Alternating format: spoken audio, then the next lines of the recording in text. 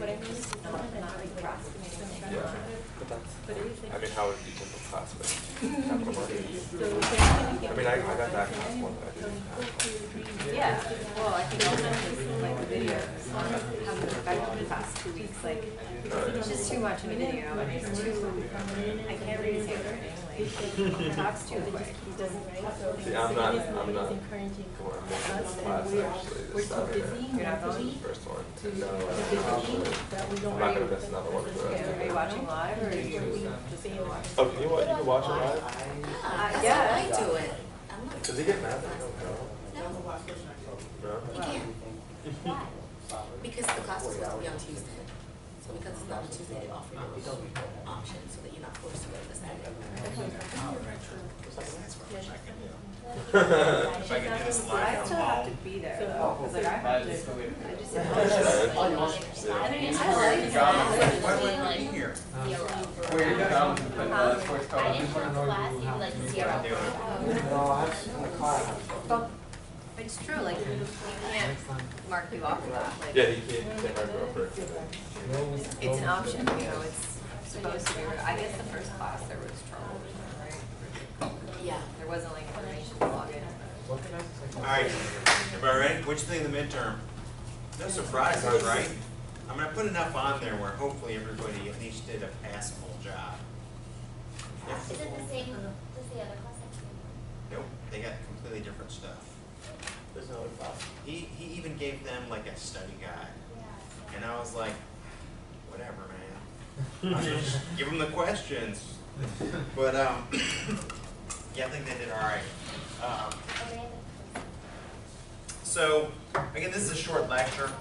It's like, I'll be honest, it's 21 slides, right? 2 of those slides are title slides, so that brings it down to 19 slides, right? And then there's 8 pictures. So that brings it down to only 11 slides that have text on them, like actual content. The pictures are just examples of things like site plans, landscape plans, and contour plans. So again, relatively short lecture, because I know how excited all of you are to hear any type of lecture or words coming from my mouth after taking the essay exam, right? You can be honest. I don't have any feelings. It's all right. So, what I'm going to talk about are essentially chapters, or actually they are, chapters 7 and 8 from Lynch, which covers things like the problems of control and the process of site planning, and it sort of wraps together the entire first half of the book. So in terms of site control, it's never really a complete control. You never have complete control, whether it's site control, development control, financial control. I'm assuming all of you know that from whatever they teach you in the other classes that you have to take. So in terms of site-related control, some things that you do have some control over are things like the layout of the subdivisions, the preparation of long-range site plans, as well as the control of what might happen on that site in the future. So from a subdivision standpoint, you're really talking about the size of the parcel versus what goes on it. And again, a lot of this relates to large-scale residential plan or residential development. So we're not talking about if you have a downtown parcel, you don't really have a lot of space to do a lot of site planning or subdividing. You might have one parcel that you're going to be putting an office building on, or an industrial site where you're going to put some sort of industrial facility on it. So you have the size of the parcel versus what goes on that specific parcel. Then within that, you also have the concept of the entire site itself versus architecture on smaller sites within that.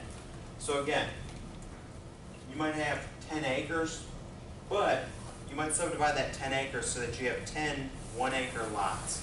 And what you put on those lots and how those how those structures look can be completely different on those smaller sites. In terms of why you would bother with division versus subdivision, there's 3 main important reasons. And whether you're talking about Lynch or just in general, the first reason is less capital.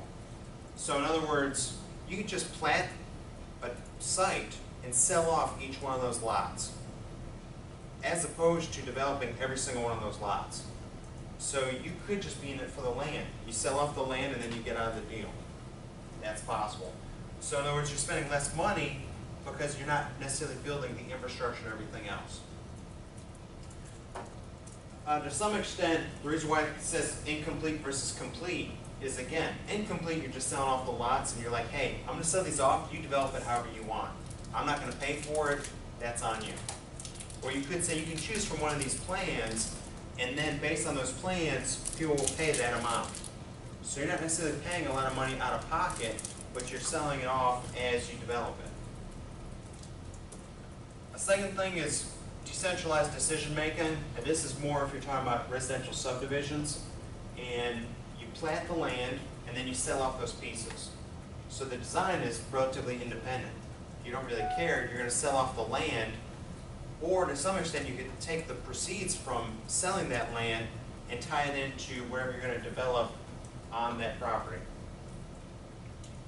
Third thing is that, again, if you have a large piece of land and you do subdivide it, then you can phase things in.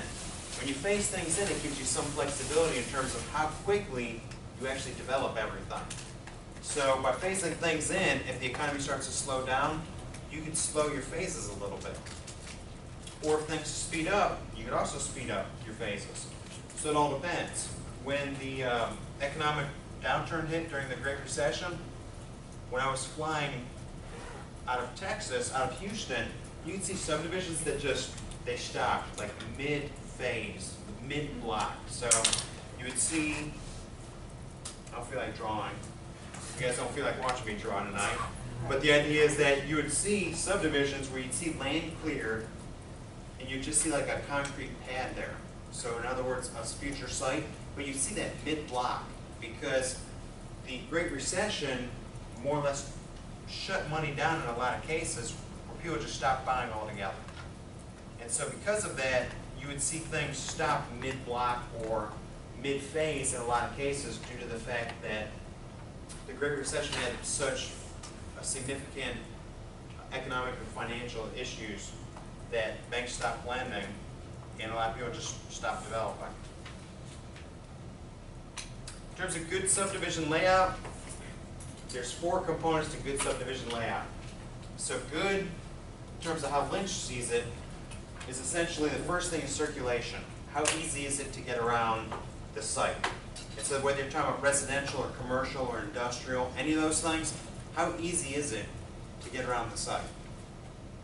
So how easy you drive somewhere, can you either drive through the site or find parking easily to get to that site? The second thing is based on what types of facilities exist on that site. So in other words, how many of you, based on where you live now, figured out where the nearest grocery store was before you lived there? Or did you just live there and you figured, well, there's got to be a grocery store somewhere? Okay. So for me, when I moved here from Texas, the first thing I did was I went and found the nearest grocery store, the nearest drugstore, the nearest Home Depot. Because when you move someplace, it's nice to know where all those things are. Because I'm not really that patient in terms of driving around. It's like I want to find my stuff and be done. And I was really happy because where I lived in Delray Beach, like there was a Home Depot and that was close to Target. And when you move somewhere, you're going to be hitting both of those places a lot. Or it could be Lowe's and Walmart. But whatever the case might be, it was nice to have both of those close to each other. Other things that are important is having a grocery store next to a liquor store. I'm just kidding.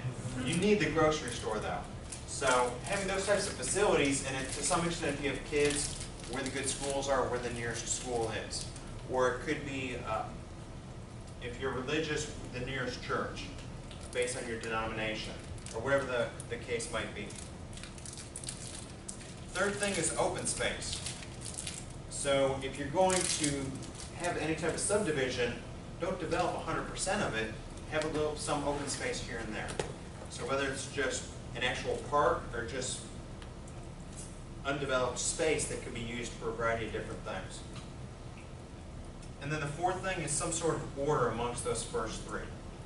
So it's, can you get around the site, and when driving through that site, are you actually going to places, or are you just driving away from it and having to go somewhere else because there's nothing there?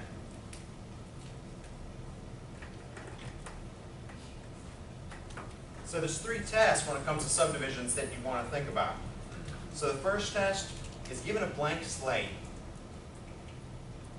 what do you do? In other words, before you develop anything, even roads, walk the site or drive through the site.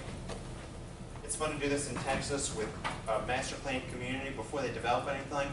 Find somebody that's got one of those big 1-ton utility trucks and driving all over the site.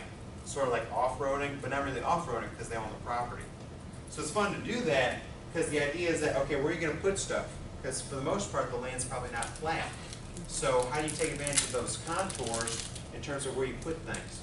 Parts of that property might be in a floodplain. So if it might be in a floodplain, then some parts of that property you can't develop. So let's say you just leave that as open space or park space. How do you take advantage of maybe putting homes around that, or maybe putting some sort of recreational use or something along those lines in that area where you don't necessarily have to worry about the flooding issues that you would if you had some sort of residential or commercial use there. So the movement before the development helps you determine different types of things like the aesthetic quality or social issues you might run into, or even technical issues related to things like floodplains. Additionally, there's going to be infrastructure that you need on that site. So how does that infrastructure, how does that tie into your site in terms of your road layout and hooking things like commercial, industrial, and residential into that infrastructure? Second test is the actual placement before you develop anything. So in other words, first one, big picture, clean slate. Second test is where you're going to put things to determine if your lot layout even makes sense. And the idea is that traditionally people used to try to lay it out where every lot was the same size. And nowadays you have some really funky looking lots, especially corner lots if you have cul-de-sacs or winding streets. So if you don't have the grid structure in terms of your street layout, then it's really difficult to have all lots of the same size.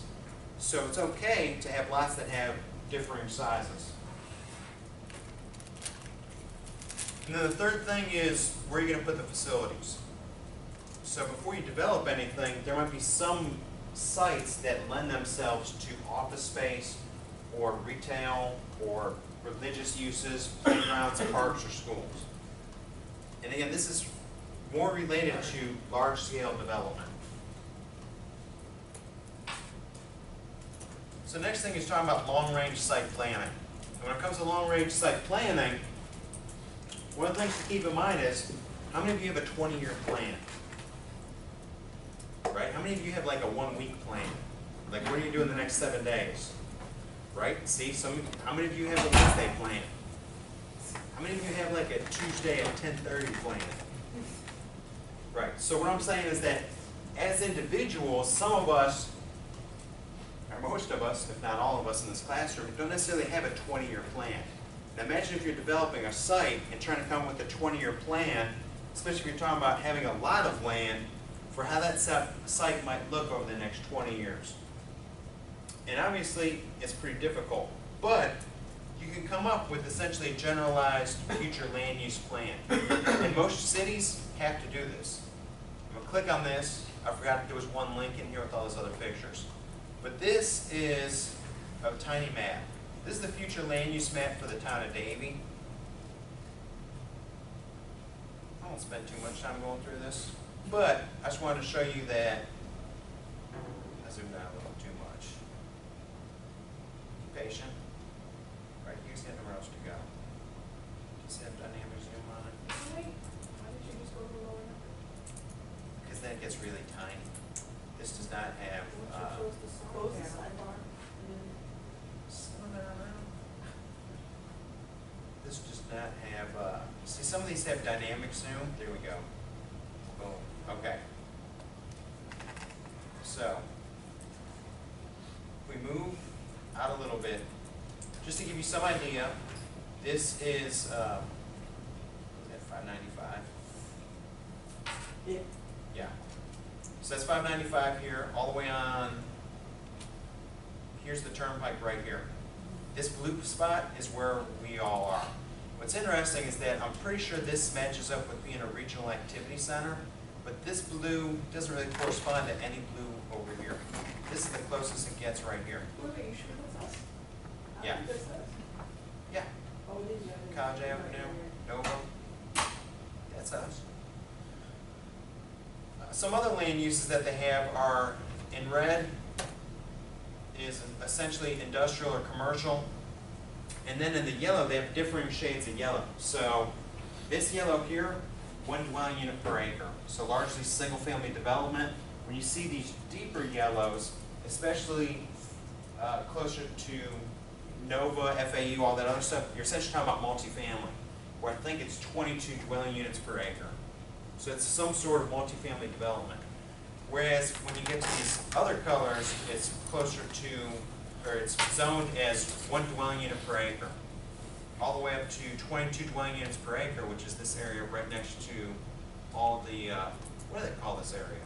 I know you have Nova Southeastern, but it's got another name, and I don't know what it is because it's got FAU here. College, it's kind of like the college, It's not like College Center. It's there's a University Centers. is it University Center?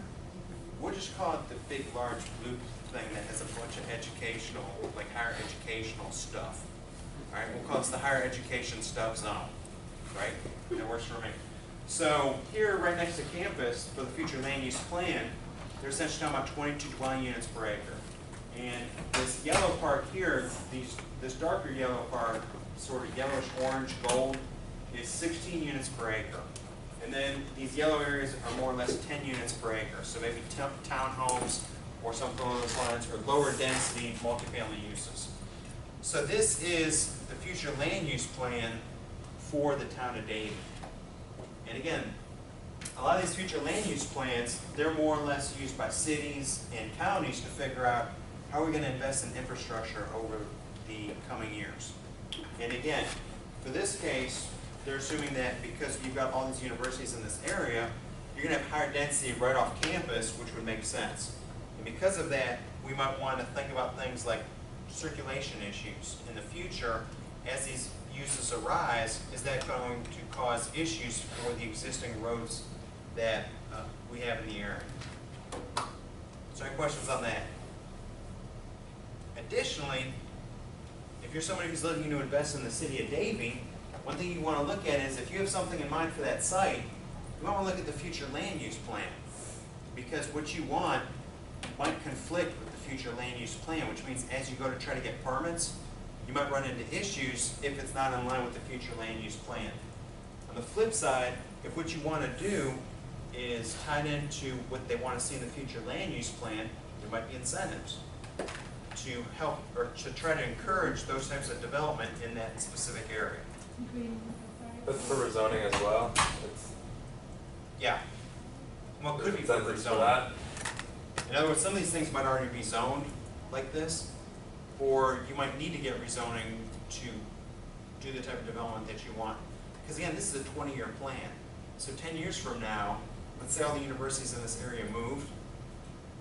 Not that that's going to happen, but having 22 units per acre might not make any sense. Because what they're assuming is largely that there'll be expansion in the student base and that students will want to live closer to campus. Is that true? How many of you live within 3 miles of this campus? Okay. So FAU is having the same problem on their Boca campus, that most of the students either can't afford to live on campus because the dorms are expensive, or they all live in Broward County because it's cheaper to live there than it is in Palm Beach County.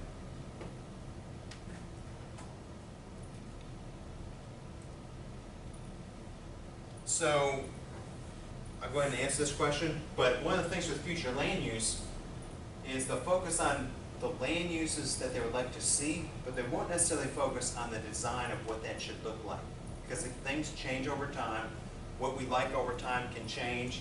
Most of us aren't wearing the same clothes that we were wearing 20 years ago, because our tastes and preference change over time. So in terms of site controls, they'll have regulation rather than design. So they'll say we'd like to see 22 units per acre, but they won't say we want to see 22 units per acre that look like this. How many of you are familiar with the difference between ordinances versus covenants? Exactly. So ordinance is essentially the city saying, this is what you can put here. Covenants you see a lot more often with master plan communities. So if any of you have a homeowners association, chances are there are covenants tied to how you can use that property. And previously, back before they passed a lot of the laws related to discrimination, a lot of housing covenants actually had some pretty unsavory things. And they would say, well, okay, you can't have no African Americans, no Hispanics, no Jews, no Italians, no Germans. And that actually existed in some of the towns where I interned up in the Midwest. So where you would see a house built in 1910 in a specific neighborhood would actually have those things written into the actual covenants. Obviously, over time, we've passed laws in the United States that say all those things are illegal. So you can't, and Hispanic students. And I think I mentioned it when I was doing research for a family in Shaker Heights, up in Ohio. I got them the original housing deed, and they were laughing because it pretty much, all the people, I mean, it was an African American family, but they were talking about how, well, their neighbors, they had a Jewish family living next to them on one side and a Hispanic family on the other side. And it's like 30 years ago, none of that was allowed. Actually, sorry, close to 40 or 50 years ago. So anyway, things change over time, but when you move in somewhere, if you look at the original covenant, it will say that there are certain things that you cannot do with the house. So that's one way to regulate it, especially when you're talking about master planned communities. Whereas a lot of cities, they'll have ordinances that prevent you from doing certain things. And in some cases, it's a combination of the two. And so, based on these ordinances and covenants and a variety of other things, it'll have limitations on how you use the property. It could have limitations on the density, layout, and a couple of other things, but usually not design.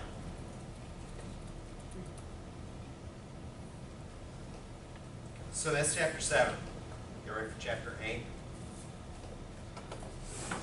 This is where all the pictures come in. For those of you who are like, you said there were going to be pictures. They're coming, settle down. So in terms of site and purpose, a couple of things to keep in mind. When you're talking about site analysis, you're going from the informal to the formal. So you're going from essentially a blank slate to coming up with some ideas, to maybe writing some or drawing some sketches, and then you might take it to some kind of computer-aided drafting where you use SketchUp or something along those lines to actually draft the layout of the site, and then you start working on the performa and you start bringing everything to reality. So you go from informal to formal in terms of just an idea to figuring out how much that idea is going to cost or where you're going to put everything. You also think about things like statement of objectives, mission statements, vision, all those other fun things that you have to do for the project. You think about purpose. So in terms of the overall site, some parts of your site are going to drive whether it's going to be successful more than other parts of the site. You also have basic elements of the development. So what's the general program of that development? How much square footage of each thing are you going to have there? What's the mix going to be? Then you have a detailed program in terms of what you're going to be implementing and building and when you're going to be doing that. Lynch spends some time talking about modular design in chapter 8. And he's not talking about Legos in terms of manufactured housing or anything along those lines. He's talking about the components of the overall development. And so the idea is for each piece or each chunk of land that you're looking at, how does that tie into the larger area? And he talks about things such as the use, form, and circulation of a specific building. And then if you're talking about a large site, you're talking about multiple buildings. And when you have multiple buildings, how do you circulate through those buildings? And how do those uses sort of combine or complement one another?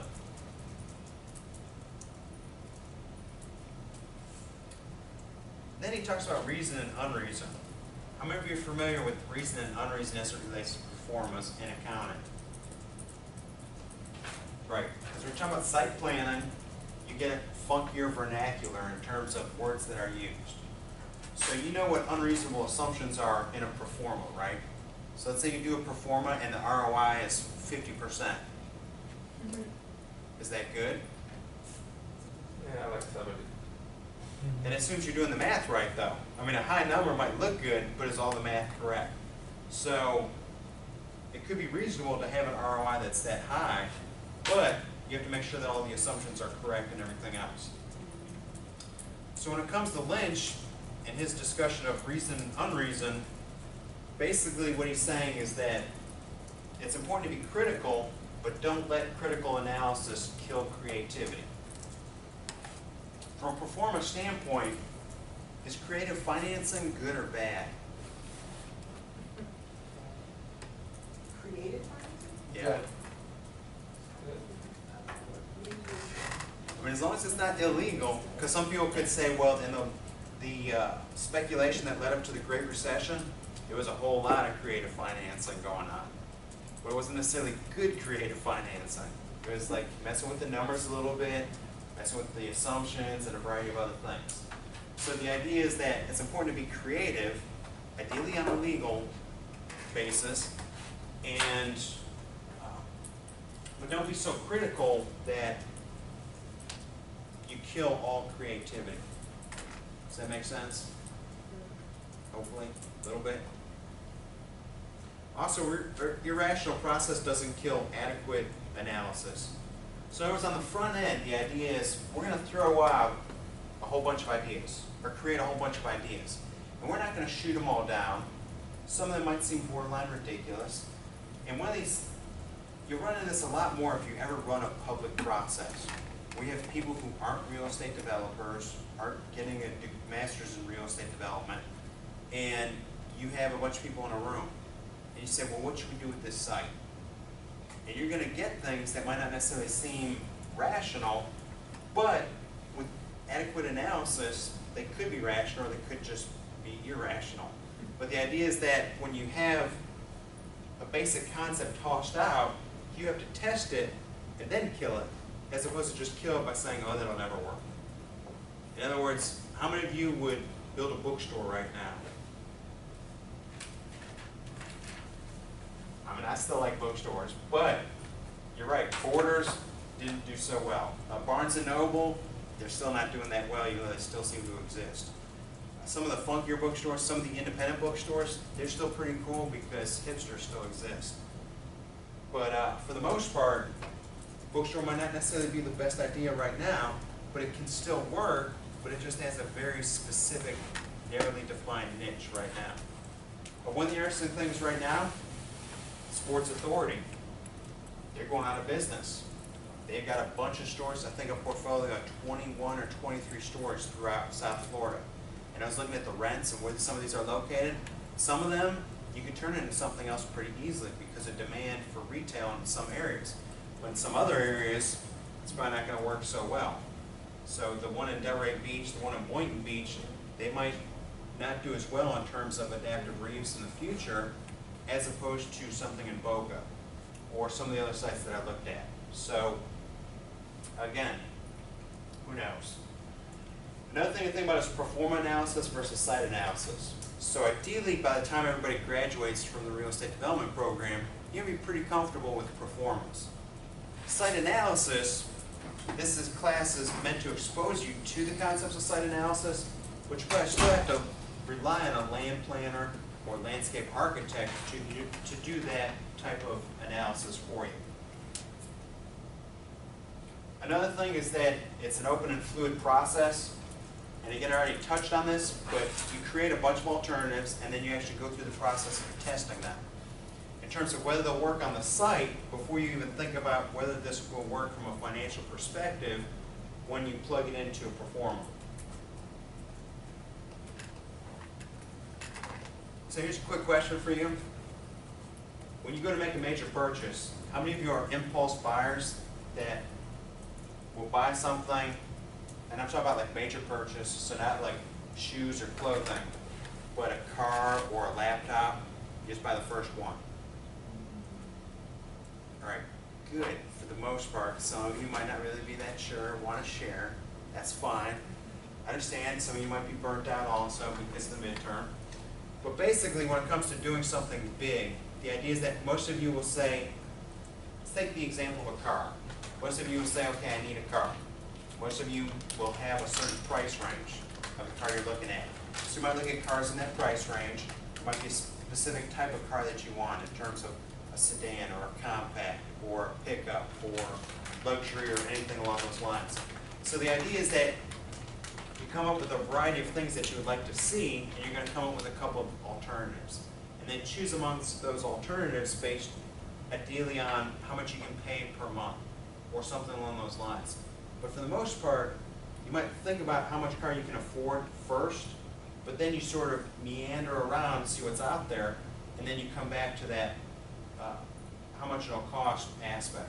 So the idea is that if you were to apply site planning to the idea of making a major purchase, whether it's a house or a car, finance will become an issue at some point in the process, but a lot of times it might not be the first issue you run into. So to apply site planning to something else, the idea is that's an example where you can sort of make it a little bit more personal in terms of your own decision making. So you go from this to the development of the actual plan. So you move from this preliminary idea stage to a more technical perspective. And within that, you try to formalize your thought process. And at this point, the site planner should, at a minimum, do 3 different things. Are you ready for those 3 different things? First thing, sketch a general plan. Second thing is come up with a landscape plan. So this is just general big picture. The second thing is, okay, we're not just talking about buildings, but how are you going to make this look a little bit more aesthetically pleasing? And then the third thing is sketch a grading plan, which is essentially looking at things like the contours and how you're going to use the different shapes and grades on that site that you're looking at. So some examples, and this is where all those pictures come in. Here's essentially a sketch plan. So for those of you, how many of you can draw at all? We might be able to do something this simple. Okay. So I'm not going to do something that's really blocky though. If I have colored pencils, sure, I can do this type of thing, but probably not even at this good detail. So another example is more or less the site plan. And again, you can't really tell the specific design of the homes, but you can tell generally where they're going to be located. And you also have some landscaping in terms of the size of the trees and where they're going to be located throughout the site.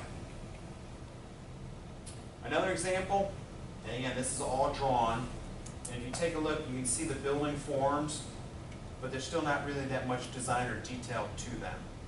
So the idea is that you've got some landscaping, you've got the site itself, and you've got where you're going to have buildings throughout the site. This is a little bit different. This is more looking at the grading plan in terms of the contours. So these, how many of you are familiar with contour lines? Okay. Basically, the site you're going to get isn't going to be flat like a table. And the idea is that depending on where you develop, these contour lines can help you determine things like drainage.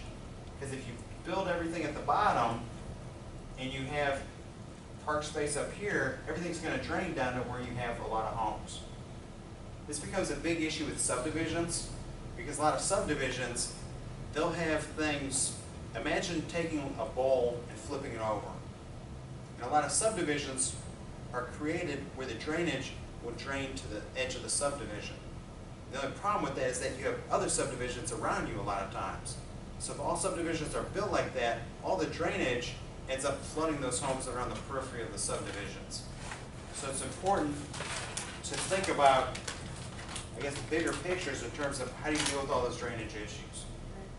I don't know if it's so much a problem in Florida as it is in Texas, but it's a huge problem in Texas with these drainage problems.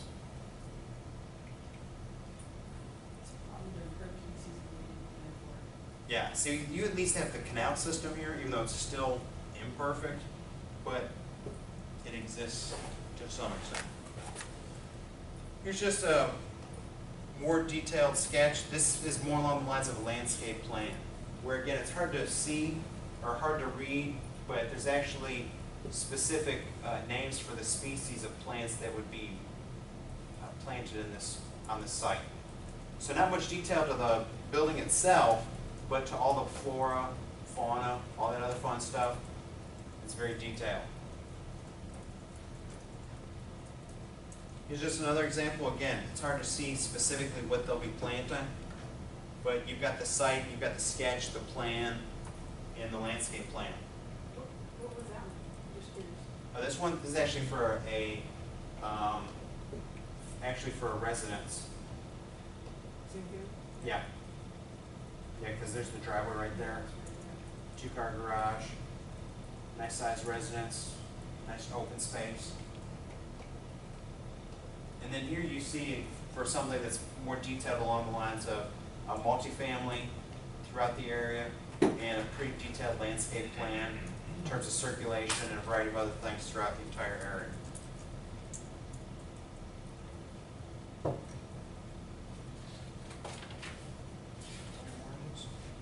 Nope. So, oh, I do. My bad. This is another plan for multifamily uses. It also has a nice little, I'm going to read this from up here, but I'll point it out on here. It's got, over here, this is essentially a clubhouse. So it has things like a poolside deck. This right here is actually a paddle pool. Then you have a lounge, a multipurpose hall that overlooks the pool. Then over here, that's a little pavilion. You've got a couple of other things. This is a party lawn up here. So that gives you some idea in terms of the site uses, the landscape plan, and the overall site plan. So in terms of all these drawings and reports, here's one thing that you'll run into. When it comes to real estate development, and you're dealing with financial people, they understand pro formas. But neighborhood groups don't necessarily understand the numbers, but they understand pictures. And so the important thing is this: good real estate development relies on good pictures and good words and good performance. So when it comes to these drawings and reports, Lynch is very careful to point out that verbal and graphic expression are separate languages, both appropriate to convey different kinds of ideas. It should be employed where they are most useful.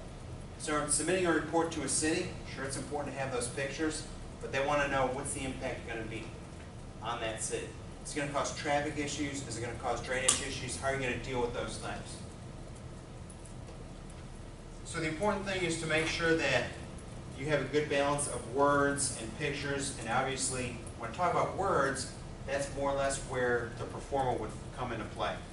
So as if you're going to do a development package and you're going to try to get investors to invest in it, sure, they want to see what this looks like, but they also want to know that your math makes sense. So in other words, how many of you watch, thank you, because I was like, is it Shark Tank? Because being on the Nova campus, everything's like Shark Link, Shark Mail, all that other stuff. So yeah, how many of you watch Shark Tank? All right, so people come out there and they have a pretty good idea, right? And it's kind of like, oh great, they're all gung-ho on the idea, and they show, they might have a prototype or whatever the case might be. But then, when it gets to the math part, you realize that these people have a really good idea, but they have really bad math. And that's where a lot of these things fall apart, where people either make a really good deal or a really bad deal. So from a Shark Tank perspective, the idea is that if you're well versed on the words and you know what you're talking about and you can do the math as well as do the prototype or the idea, then it makes sense. If not, if you're really strong on the pictures and people are smarter than just looking at the pictures and they start asking questions, you're going to run into a lot of issues. So ideally, this is why it's important with real estate development to have people that aren't just the developer, but you might have your landscape architect or your site planner that also comes to these meetings with you, so that if you can't answer all the questions, you've got the people right there, but you don't have to say, I don't know, or fumble through an answer because you don't have that area of expertise. And so it's one of the ideas underlying urban plan, where you have these 5 different roles, even though most of you will end up being experts ideally on the financial side. But those other roles are just as important in terms of the viability of any type of development deal, especially when you have to deal with the city and the general public. Any questions? All right, so Legos are in the back.